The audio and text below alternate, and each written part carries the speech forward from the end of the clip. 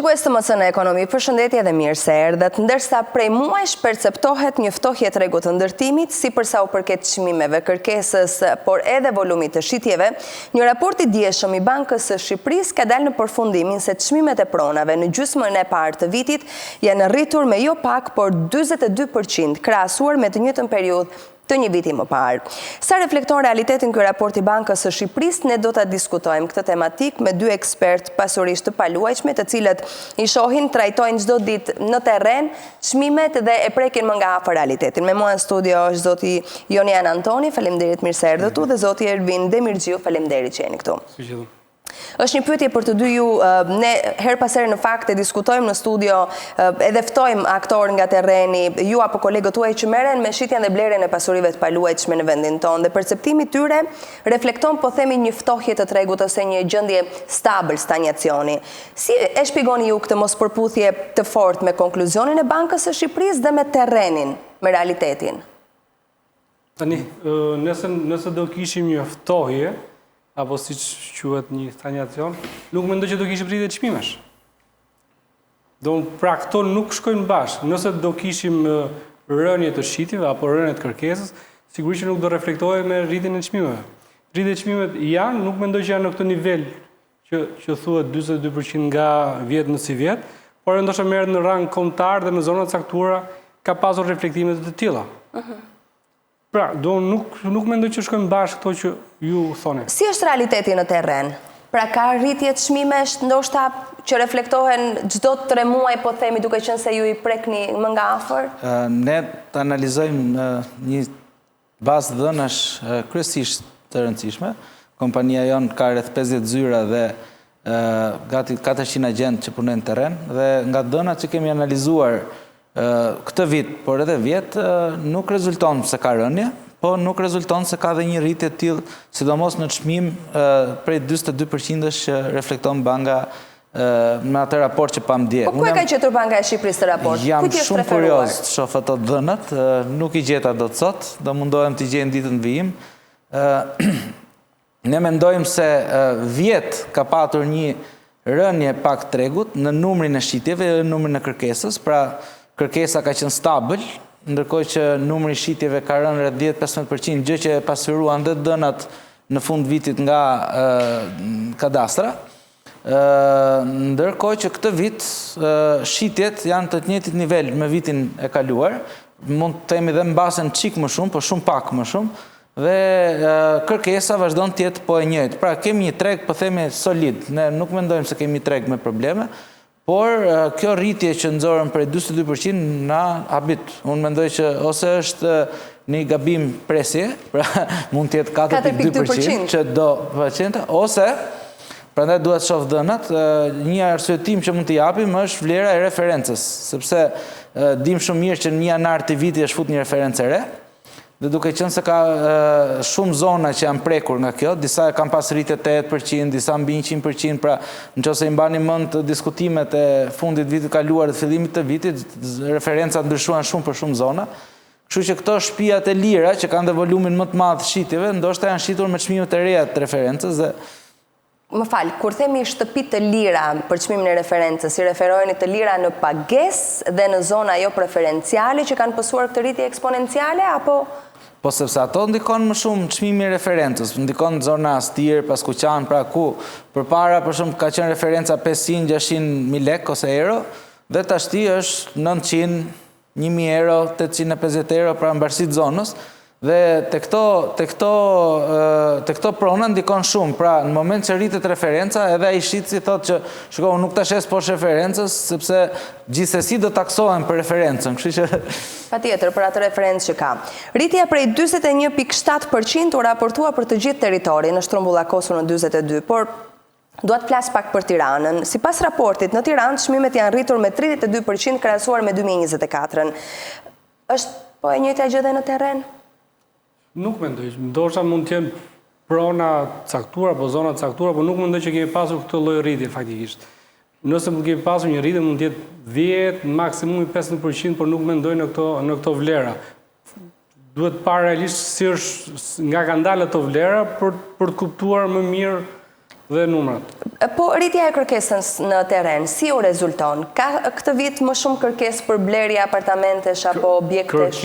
Kërkesat mund themi që janë ndoshta në të njëjtin ritëm si dhe vjet dhe këtë vit.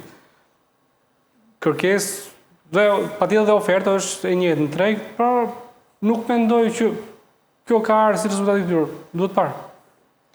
Aktualisht që flasim, si është tregu? Zoti Antoni tha që është solid, është i qëndrueshëm në kuptimin që a ka banesa për shembull ose apartamente të cilat mund të kenë ndoshta një vit të listuara dhe nuk janë shitur për arsye të çmimi. Jo, absolutisht jo. Jo, nuk ndodh. Nuk mendoj që ka banesa të tilla. Pavarësisht se flitet shumë që banesa, stok e janë gati 70.000. Banesa të tilla, mund të ketë banesa të tilla që i kanë nxjerrë shumë më lart se çmimi i zonës. Okej. Sepse çdo kush i duket prona e tij më e mirë se sa prona e tjetrit dhe derisa ato arrin që të kuptojnë realitetin që duhet shesim atë çmime mesatar, siç në gjithë botën, pra ti nuk mund dalësh në një lagje të caktuar të New Yorkut dhe të shesësh 2 fishi sepse shtëpia ku diun ka një parket më të mirë. Pra praktikisht çmimet kanë një location, thon pra 3 kriteret kryesore, pastaj vazhdojnë kriteret e tjera dhe mund të ketë patjetër prona që dalin mund të rinë dhe 1 vit 2 vjet sepse ai i cili shet pretendon një vlerë që mund të jetë 30-40% më e lartë se sa vlera reale e tregut. Dhe kjo nuk është vetëm Shqipëri, kjo ndodh në gjithë vendet e botës. Dallimi është që ne kemi shumë pak të dhëna ku ai që shet në shumë nizat e rastet futet dhe ta analizojë, thotë ta blejmë ne, ta nxjerr me këtë vlerë apo ta nxjerr kaq më shumë. Nuk ndodh në Shqipëri që të konsultohen pronarët? Tani problemi i pronarëve në Shqipëri, pronarët tonë i dinë të gjitha vetë, nuk ka nevojë fare. Vetëm shitje nuk bën dot që vinë tek ne. Patjetër ne kur moment që një shitës konsultohet me një agent imobiliar, me një ekspert pasuritë paluajtshme, ajo pronë nuk ka shans të rrimë shumë se 1 muaj në treg. Nuk ka shans sepse ai zotëria që është përballë e di shumë mirë se ku vlen ajo pronë, sa vlen ajo pronë. Sigurisht që nuk do të shesin në treg, as agenti as kush, po as ta mbi vlerësoj që të rri gjatë aty. Pra, edhe këto prona që ju thoni që janë një pjesë, nuk e di se ku janë faktikisht. 70.000 prona janë stok, apartamente janë stok në vend. Ato janë apartamente të emigrantëve që nuk vijnë eficient, po nuk mendoj që janë në treg për shitje. Do në është tjetër gjë këtë. Po, edhe unë jam dakord me këtë. Pra, ne kemi pas ca artikuj para rreth 1 viti e gjysmë 2 vjetësh, të cilat shfaqnin problematik tregun e Tiranës me stok pronash të papërdorura që s'kishin as energji elektrike mjaftueshme për të jetuar. Pra, janë banesat të cilat nuk përdoren, po që i ka një individ i caktuar, nuk është se i kanë betur stok, po themi ndërtuesit apo pronarit. Ato nuk janë në treg për shitje. Jo, ndërtuesit patjetër. Ne nuk njohim asnjë ndërtues që të ketë mbaruar projektin dhe të ketë certifikuar godinën dhe mbas 2-3 vjetësh të ketë pas stok kundra dëshirës tij. Pra, se ka ndërtues që ndërtojnë edhe vendosin të mbajnë një pjesë të godinës, por nuk dim asnjë ndërtues që do të shesë dhe të ketë mbaruar godinën dhe të ketë ngel godina pa shit. Unë nuk di asnjë rast sot në gjithë Shqipërinë, jo vetëm në Tiranë, që të ketë mbaruar godina dhe mos ketë pas shitjen. Megjithatë, në këtë mesa mund të fusim edhe, po them, spekulantët e tregut, pra individ që i kanë blerë këto banesa me një çmim X në një kohë dhe i kanë mbajtur të mbyllura. Spekulant dhe jo persona të zgjuar. Investitor. Pra lëvizje, të paktën nga tregu i pasurive të paluajtshme, kështu janë cilësuar këta individ, si spekulant të cilët ndryshojnë tregun. Për mendimin tim ato janë persona goxha të zgjuar, kanë para, investojnë. Dhe investojnë ato zona që kanë shumë e shumë që do zhvillohen. Pse jo? Gjatë, po të shojmë me vëmendje raportin, po të lutem. Ka shumë drejt, një pjesë shumë e mirë e këtyre shtëpive papërdorura janë ata diaspora jonë e famshme, e cila... Oke, më falë. Jo, në rregull, po Banka e Shqipërisë thotë se kemi një rënje të kërkesës nga jo rezidentët, të cilët po konsiderohen si një prej faktorëve më të rëndësishëm të rritjes së tregut pronave në Shqipëri dhe gjatë 6 mujorit të parë të këtij viti, rreth 15% e banesave të shitura janë raportuar të blera nga shtetasit jo rezident, krahasuar me 18% për 6 mujorin e vitit kaluar. Jo rezident në Shqipëri apo jo rezident në Tiranë, si ta kuptojmë për ku? Jo rezident në Shqipëri. Tuaj. Në Shqipëri. Po. Jo, mund të jenë shqiptarë të cilët jetojnë diku tjetër dhe nuk. Ka goxha interes për tregun shqiptar ai nga tuajt. Edhe nga shqiptarët ishte një periudhë që emigrantët vetëm shisnin, tani faktikisht vetëm blejnë. Po bën të kundën, po blejnë. Po blenë sepse shikojnë ndoshta në perspektivë. Dhe ka pas një rënje të lehtë të blerësve nga jashtë, besoj të 10%, po nuk e besojmë se kjo është rënje tamam, mund të ketë qenë edhe një koincidencë, pra nëse ju kemi një numër 3.000 blerësa që blenë në vit në Shqipëri nga jo rezidentët, një vit mund të jetë 2700, kjo nuk do të thënë që ka një rënje. Thatë që ka interes të huajve për të blerë apartamente apo prona në Shqipëri. Nacionalitetet cilat janë, pra ka interes më shumë nga gjermanët, nordikët, izraelitët, të cilët e shohin si investim blerjen e një pasurie të paluajtshme? Faktikisht gjenden nga të gjitha komësit, mund themi, që nga nordikët që janë goxha, gjerman, italian, patjetër, pjesa e rus, Ukrainës, Evropa e lindore. Patjetër do më ndahet pak me zona. Për shembull, si po, nëse do flasim për produktet elitare, pra kryesisht jugun e Shqipërisë, Vlorë, Rivierë edhe Sarandë, këto janë kryesisht blerësit janë ose diasporë shqiptare, që kanë një nivel të lartë të ardhurash, ose blerës nga vendet nordike, pak nga Gjermania, pak nga Franca, po shumë pa përfillshëm. Ndërkohë që Durrësi dhe Shëngjini, që janë tregje më masive me vlera më normale, kanë kryesisht blerës nga vendet që ne kemi edhe afër, europiane, po që ne kemi edhe afër dhe nuk kanë det. Pra këto janë Kosova, Maqedonia Veriut, këto janë dy dominantët, besojmë, po vitet e fundit shumë Poloni, Çeki dhe Ungari. Zgjedhin më shumë apartamente në pjesën e Bregdetit, apo edhe në Tiranë kanë synimin për blerje? Ta kryesisht zgjedhin në Durrës ose në Shëngjin. Pra kanë tregun të limituar, 1 orë deri 1 orë e çerek maksimumi nga aeroporti deri në vendodhjen që ndodhin, dhe këta janë përdorrues shtëpisë. Pra ndallim nga shumë tjerë që mund blejnë, këta çdo vit vinë shpenzojnë 2 javë, 1 muaj në atë shtëpi që blejnë, sepse e blejnë pikërisht për këtë arsye, kurse në ato shtëpi pushimesh. Po, shtëpi pushimesh, ndoshta ato 2 muajt e tjerë gjatë verës edhe mund të përfitojnë disa të ardhur, po kryesisht e blejnë sepse i pëlqen Shqipëria dhe vinë si përdorrues. Nuk janë investitorë, pra si quajtëm ato të tjerë. Konsumator final, jo për investim. Po, Tirana preferohet nga këto komësi për të blerë apartamente, apo ju duken shumë shtrenjtë turistëve? Turistëve, jo rezidentëve, duhet të them, në Shqipëri. Tirana preferohet nga ato jo për banim, jo për rezident, ndoshta një pjesë e mirë marrin për investim faktikisht, për ta rishitur apo dhe për ta dhënë me qira. Kjo deri nuk është se preferohet shumë për të ardhur për të jetuar, përveç raste të pakta mendojnë që vinë ndoshta edhe për të punuar, që edhe akomodohen me një shtëpi tyre. Dua të analizoj 2 elementë që tregojnë shumë për ecurinë e tregut të pronave. Ndërsa Banka e Shqipërisë flet për një rritje të tregut, lejet e reja të miratuara kanë shënuar një rënje drastike për këtë vit. Numri lejeve të reja për gjysmën e parë të vitit ra me 8%, ndërkohë që për muajt e verës sipërfaqja e lejeve të reja për ndërtim është përgjysmuar. Është kjo një dhënë kontradiktore në fakt me raportin e Bankës së Shqipërisë, pra që këte thot kemi një rritje të çmimit me 42% nga ana tjetër nuk kemi më leje të reja, apo ka ende leje të cilat janë dhënë dhe po presin të zhvillohen? Po një pjesë e lejeve po zhvillohen. Një pjesë e mirë të lejeve po zhvillohen, ne po shikojmë që Tirana të pak e gjitha po ndërtohet. Një pjesë e mirë janë në zhvillim. Dhe sigurisht që deri diku pastaj edhe këto leje do fillojnë të reduktohen, se ku do e çojmë në Tiranë në fund fare? Ku do e çojmë, ku do shkojnë? Pra, mendoj që do fillojmë do kalojmë tek pjesa e ndërtimeve elitare. Edhe njerëzit tani po ndoshta do ngopet tregu dhe do fillojnë të kërkojnë cilësinë. Nëse deri tani kemi kërkuar sasinë, mendoj që në vitet e ardhshme do kërkohet cilësia. Kur themi sasi, kujt i referoheni? Sasi ndoshta metrave katror? 1, 2 apo 3 apartamente. A, kuptova. Edhe metrat katror, po tani mendoj që do fillojë cilësia, të kërkojnë cilësinë. Pra edhe ndërtuesit mendoj që do fillojnë mendohen më mirë kur ndërtojnë, të kenë një cilësi më të lartë. Po flisnin për lejet në Tiranë apo në gjithë Shqipërinë? Për lejet në gjithë Shqipërinë.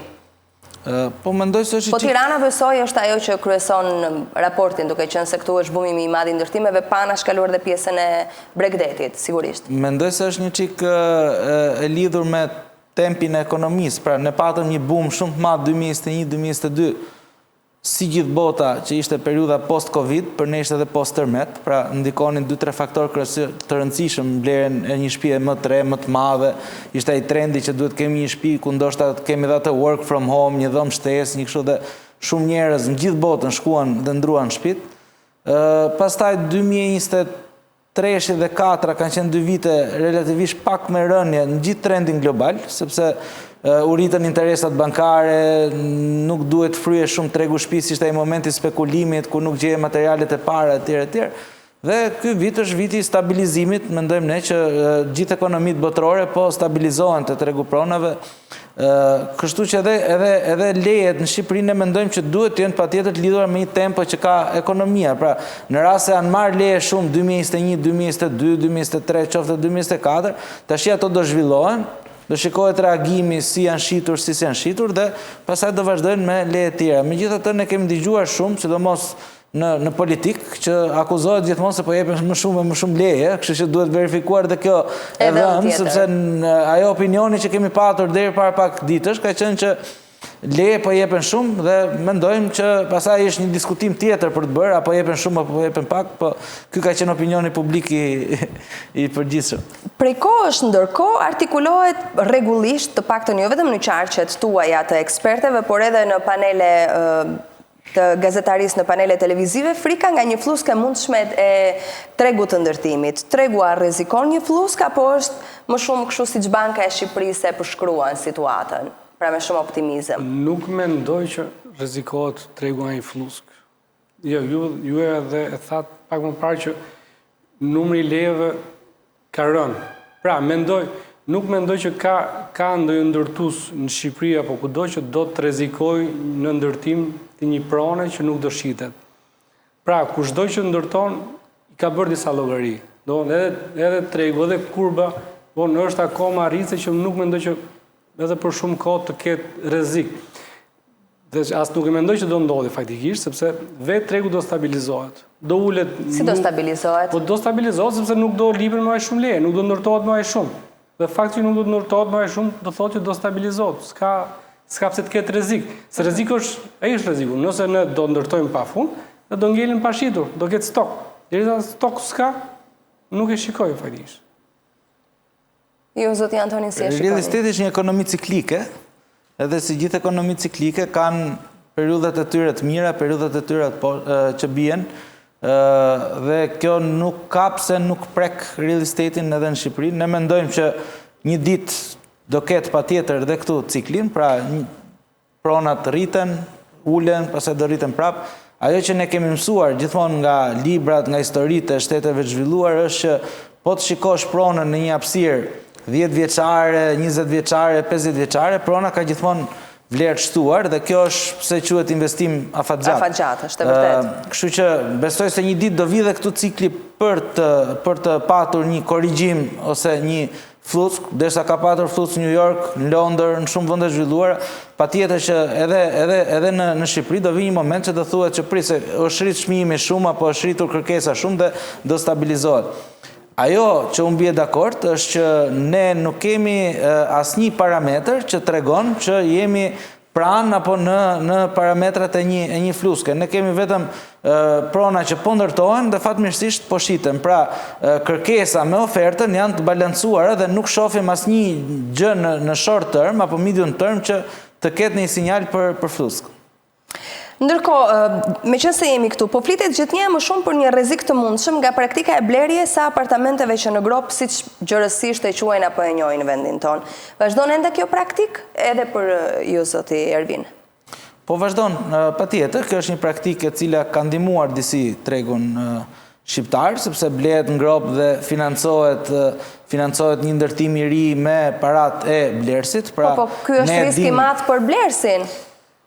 Po, ne dim që nuk kemi ndërtuesi jonë më i vjetër është 25-28 vjeçar si kompani, ndërkohë që po të konkurosh me kompanitë europiane, ka 200-300 vite që janë kompani ndërtim dhe nuk mund të krahasohesh kurrë me ata. Edhe në vendet e zhvilluara amerikane mund të blesh që në ndërtim. Mund të blesh edhe në Amerikë një ndërtim që në grop, po themi? Patjetër, vetëm që ato para shkojnë në një llogarit të sigurt të ndërtuesit ose në një llogarit sigurt që ofron banka për këtë projekt, dhe ato para, si më thënë, është i mbrojtur, në disa raste është i mbrojtur në 100%, po se besoj janë shumë të rralla, shumicat e rasteve konsumatori është i mbrojtur me 70-80% të investimit të tij. Pra nëse fut 100 euro te para blerja dhe larg qof falimenton ndërtuesi, ajo bankat ka bllokuar atë vlerë dhe të kthehen mbrapsht 70% të vlerës.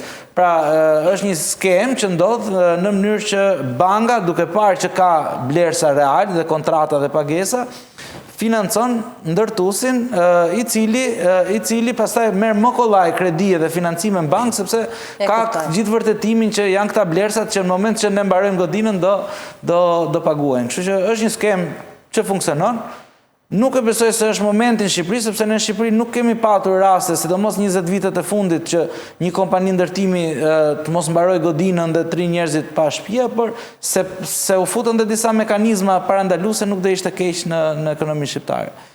Ju se mendoni?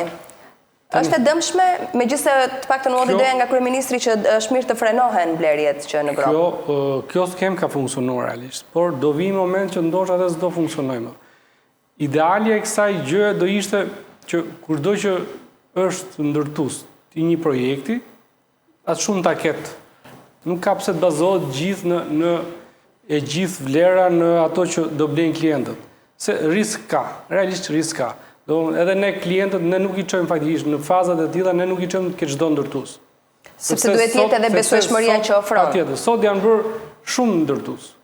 Ai mjafton të ketë parat e taksave që duhet paguaj për të marrë lejen dhe bëhet ndërtues. Sepse gropën e bën dikush me clearing tjetër edhe ai bëhet ndërtues. Nuk është mirë, në opinionin tim nuk duhet të jetë kështu, duhet të jetë që kushdo që do të ndërtojë, të ketë bankën garant për vlerën e investimit dhe të ecër para. Po kjo do frenonte shumë ekonominë. Patjetër që do e frenonte, por mendoj që do jap shumë siguri. Do jap shumë siguri. Pavarësisht deri tani ka funksionuar. Deri tani ka funksionuar shumë mirë. Raste shumë të rralla kanë qenë ato që ka padur që kanë falimentuar, kanë shpallur falimentin dhe qytetarët që kanë blerë janë gjendur në udhkryq, por që është shumë e vështirë që të gjesh një bankë që del garant pa një mekanizëm si ai që unë shpjegova më parë. E kuptoj. Noteri, nuk mund të dalë garant këtu, kam përshtypjen që bëhet një lloj marrëveshje. Ky është mekanizmi, pa ky është mund të jetë llogaria noterit, po pastaj bëhet një marrëveshje ndërmjet blerësit edhe ndërtuesit, kontratë premtim shitja, nuk e di si funksionon. Me kontratë premtim shitje bëhet. Po te noteria nuk mund të bllokohen ato para deri në momentin. Mund bllokohen, po pastaj nëse noteri po themi çmendet dhe një ditë ato para i transferon në Maldive dhe shkon jeton atje, pastaj ti skeça e kërkon më, pra prapë është i ekspozuar. Duhet gjetur një mekanizëm që mund ta ofrojë një institucion si banka, e cila mund garantoj konsumatorin final, mund të jetë masa 100%, mund të jetë 70%, mund të jetë 80%, por pasi është firmosur kontratat e shitjes.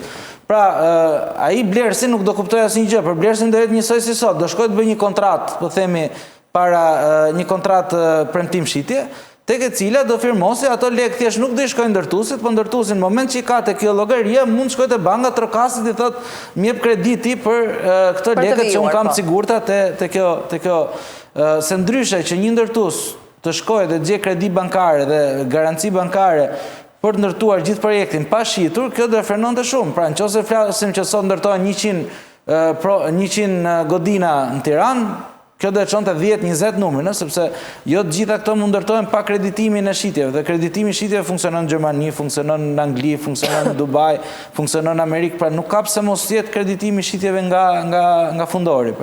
E kuptoj. Mirë, ne do të shkojmë shumë shkurt në reklama për të mos ndërprer argumentet e tjera dhe kthehemi përsëri në studio.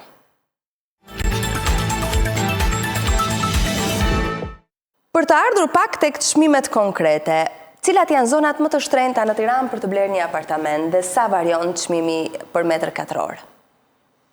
Nga të dhënat që kemi ne, zonat më të shtrenjta në Tiranë janë akoma zona e radio-televizionit dhe zona e blokut / garda e quajmë ne, pra gjitha i pelgu aty. Gjithë pelgu verior i parkut liçenit artificial të Tiranës. Këto janë zonat që kanë edhe më shumë infrastrukturë, rrugë më të gjëra, bulevarde, pra janë një qikësi më të pastra dhe në Këndvështrim, po kanë dhe një histori, pra ish bloku ka shkollat mira, 11 janari, Minduraku, etj. Pra... Fakte që qëndrojnë? Po. Në gjykimin tuaj, sepse i është dhënë prioritet, në fakt është shumë e drejtë. Agjentët duan dhe thonë që ta përhapim Tiranën, edhe në zonat të tjera.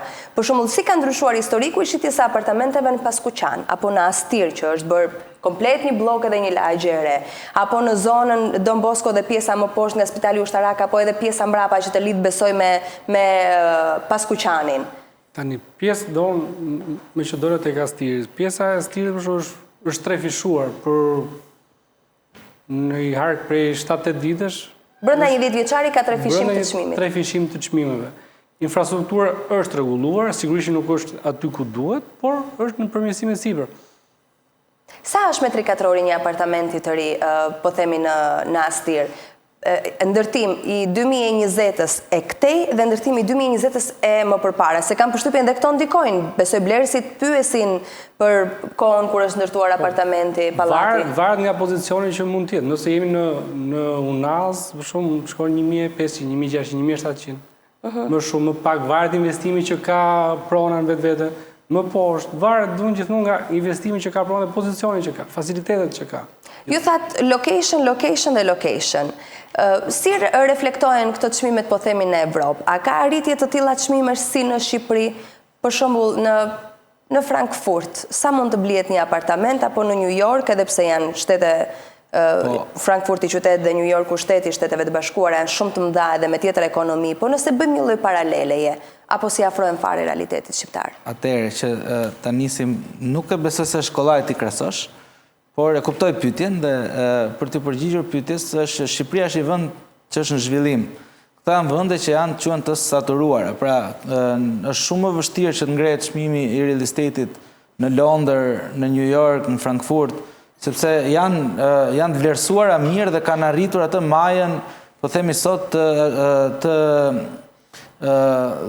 luksit, komoditetit, të gjithë infrastrukturës që ofron shteti, edhe shumë të mira të tjera. Pra, në Shqipëri, duke qenë se ne jemi në zhvillim, ka një potencial që edhe vlera e pronës të marrë zhvillim. Pra, justifikon kjo gjë çmimin, ose një ndër elementet që justifikon çmimin? Kjo justifikon rritjen e çmimit, që ne kemi patur më të lartë në 10 vitet e fundit, se sa këto vendet më të zhvilluara. Megjithatë, prona merr gjithmonë vlerë, pra edhe në këto vendet e zhvilluara ka një rritje që është stabil, mesatarisht është 3 deri në 5% në vit. Në vitet këqija mund të jetë 1%, mund të jetë -2, -3, etj. Në vitet mira shkon 5, 6, 7%, pra ku krijohet kjo mesatare të 3 deri në 5% që unë po flisja. Dhe rritet edhe prej faktit sepse ne kemi gjithmonë rritje inflacioni. Prona është shumë e lidhur me rrogën, në atë që ne kemi studiuar, dhe në rast se rroga mesatare e një vendi, po themi New Yorkut, është $200.000 në vit, prona është mesatare në New York, i bie të jetë 20 fish i kësaj vlere. Ndërkohë që në rast të Tiranës është pak a shumë 20 fish i vlerës të rrogës mesatare të Tiranës. Kjo është një korelacion që ne gjejmë. Pra duke u rritë rroga mesatare e Tiranës, ne mendojmë që në vitin në vijim edhe vlera e pronës patjetër që do rritet. Po aktualisht, sa shkojnë paralelisht rrogat mesatare të shqiptarëve me çmimet mesatare të apartamenteve në vendin tonë? Kanë përputhshmëri apo ka disë nivel të madh? Për shembull, rroga mesatare që ne nxjerrim sot e Tiranës është diku te €700. Besoj se jemi dakord për këtë. Në vit i bie 8.400 dhe e shumëzuar për 20 vjet është 150.000, €160.000. Dhe shtëpia mesatare që ne na del sot në Tiranë është diku te 139.000 në një vit në kaluar. Më duket këtë vit do të ketë hyrë për te 141, 142. Pra, flasim për mesatare gjithmonë, pastaj ka zona ku shtëpia shkon 500.000 deri 1 milion dhe ka zona që shtëpia pastaj shkon 80.000, 90.000 si Paskuqani që po përmendim më çfarë. Ndërkohë, si do të afektoj tregun momenti kur të bëhet rivlerësimi pronave? Pra nëse qeveria miraton rivlerësimin e pronave me 3 apo 5%, çfarë ndikimi prisni t'i jap në treg? Tani, mendoj që do ketë ndikim pozitiv. Sepse duke qenë se tregu jonë, siç tham, është një treg që ka pas goxhat dinamik në çmim, do çmimet kanë ndryshuar të mërësisht shumë, Janë prona që janë blerë ndër vite, që ka ndryshuar goxhat çmimet dhe në moment që ato shiten sot ato kanë një taks goxhat lartë. Dhe për këtë arsye, ndoshta edhe nuk shiten fare, do rrin presin këtë pjesë për të bërë rivlerësimin. Pra, dhe në moment që ne do kemi rivlerësimin, do kemi mundësi të kemi shumë prona në treg. Dhe ndoshta nuk më them stabilizim të çmimi, por ndoshta kemi mundësi dhe për negociata në ato prona, për të shitur. Ka klient, ose keni klient tuajt që kanë prona për të shitur mirë, po presin pikërisht momentin e revlerësimit? Sot e kisha një klient të tillë. Sepse 15% që është aktualisht me 5% është diferencë. Kishte një pronë për të shitur rreth 160.000 euro, pronën ai e kishte të blerë 30.000 euro, 31.000 euro, që para 10 vitesh në zonën e Kodrës Diellit dhe tatimi ishte shumë i lartë dhe u tërhoq. Do pres të bëjë rivlerësimin. Po nga ana tjetër kemi një tjetër zhvillim të rëndësishëm, siç janë taksat e reja të pronave, që do të thotë një rritje taksash për ata që marrin shtëpi të dyta, shtëpi të treta. Çfarë prisni të prodhoj kjo për tregun imobiliar? Rreth parë duhet të shikojmë vlerat një. Sa do jenë këto vlera? Nuk mendoj që do ndikojnë, do të ketë aq shumë ndikim sa që disa thonë që do stopohen shitjet, nuk mendoj të kenë. Nuk mendoj që do jenë aq vlerat të mëdha sa të ndikojnë që të ndalojnë dikoj të blejnë. Cila vlerë mund ta ndikojë dikë për shembull që të mos ketë një shtëpi të dytë apo një shtëpi të tretë në emrin e vet? Nuk di të them tani, por sado që të jetë nuk mendoj që do të ndikojë. Ne bëm disa llogari dhe ajo që na dilte ishte që me vlerat e sotme, për shembull nëse ke një shtëpi në Bregdet, në Vlorë, taksa mujore është nga 20.000 deri në 30.000 lekë në varësi të masisë të shtëpisë. Me këtë propozimin e ri që del, kjo taks do 8% më shumë, pra do shkoj nga 20 deri në 30.000 lekë, do shkoj nga 35.000 deri në 50.000 lekë. Unë nuk mendoj se kjo është një taks e lartë, pra kjo është një taks që besoj që në çdo vend tjetër të botës do dukej qesharake. Ne ju më pyetët çfarë për vendet europiane, në Frankfurt ose në Londër, taksa e shtëpisë mund të jetë rreth 500 euro deri në 1.000 euro në muaj. Pra, po, në disa zona është më kollaj të marrësh me qira se sa të paguash taksën e shtëpisë, dhe kjo është e vërtet nga eksperienca që kam jetuar. Kështu që nuk besoj se është një rritje taksës signifikative. Ajo që na tremb është që mos filloj kjo lojë. Sepse Shqipëria sot ka një... Shqipëria sot është atraktive për këta blerësit që folëm çfarë, nga Kosova, nga Çekia, nga Polonia, është atraktive një se ka produkt lirë, dhe dyta sepse ka taksa shumë të lira dhe nuk ka angazhime shumë të ndaja për të patur një shtëpi në Shqipëri në raport me atë që duhet bësh vit për vit me shtetin. Dhe duke pasur këtë kollaj ne po arrim të shesim dhe të krijojmë disa tregje shumë ndaja. Në rast se kjo fillon të cënohet, taksa rritet, ti duhet bësh më shumë dokumentacione, duhet kalosh një person që jeton etj, pra hym te kjo loja e shëmtuar e taksimit. Unë nuk besoj se do e kemi të gjatë me tregun e shitjeve me jashtë. Pra duhet të zgjedhë qeveria, o do fitoj të ardhura nga shitjet me jashtë që po ndodhin, ose duhet provoj një mënyrë që t'i taksoj këta njerëzit, po edhe mund të rrezikoj t'i largoj dhe ata që kanë ardhur. E kuptoj. Megjithatë dua të marr, sepse jemi gati në minutat e fundit, një deklaratë të radhës së kryeministrit, i cili në një takim ndërkombëtar këshilloi blerjen e pronave në Shqipëri, sepse tha, nëse do hyjmë në Bashkimin Evropian, çmimet do të dyfishohen. E mendoni që mund të ndodhë diçka e tillë? Tani, nëse hyjmë në BE, patjetër që çmimet do rriten, sepse do jemi shumë të hapur për tregun e huaj. Edhe ato do jenë goxha më të qartë se ku po blen dhe ç'a po blen. Nëse sot kanë një farë skepticizmi që ç'a mund ndodhi etj, në moment që ti një pjesëtar me drejta të plota të BE-s, sigurisht që nuk do mendojnë dy herë nëse do jemi me këto çmime. Dhe patjetër pastaj që në moment që do rritet kërkesa dhe çmimet do rriten. Ju si e mendoni, zoti Antoni? Unë do kisha preferuar që derisa tym në BE, vlerat dyfishohet, dhe mendoj që kemi shumë arsye pse vlerat të dyfishohet, po do kisha preferuar që mos ishte arsyeja vetme hyrja në BE, rritja me dyfish, Mendoj që përmirësimet në infrastrukturë, cilësia e godinave, jetesa më e bukur në komunitetet shqiptare, qoftë nga ata që blinë nga jashtë, qoftë nga ata që blinë për investim, rritja e nivelit turizmit, pra ka shumë element tjerë se mund ne përmirësojmë në mënyrë që dyfishohet vlera derisa ne të hymë në Europë. Mos tjetë arsyeja e vetme që ne hymë në Europë dhe u dyfishu vlera, sepse rrezikojmë që po tjetë kjo arsyeja vetme, ndoshta nuk do dyfishohet vlera. Jam i bindur që rruga është ajo e dur, thjesht mendoj që duhet të jemi shumë kujdesshëm, kemi arritur në një moment si ekonomi shqiptare ku çdo lëvizje që bëhet nga brenda nesh mund të influencojnë një treg që shumë i madh, që është tregu huaj ku nuk komandohet dot. Pra, një gabim i vogël mund të rrezikojë shëmbjen e çdo gjëje që kemi ngritur deri sot, siç edhe një gjë shumë e mirë, shumë e vogël pozitive mund të na ngrej disa nivele më lart në atë përqasjen tonë në ekonominë botërore, sidomos për turizmin. Përmendej që jetesa në komunitet në Shqipëri bëhet shumë e mirë. Çfarë ofron Tirana?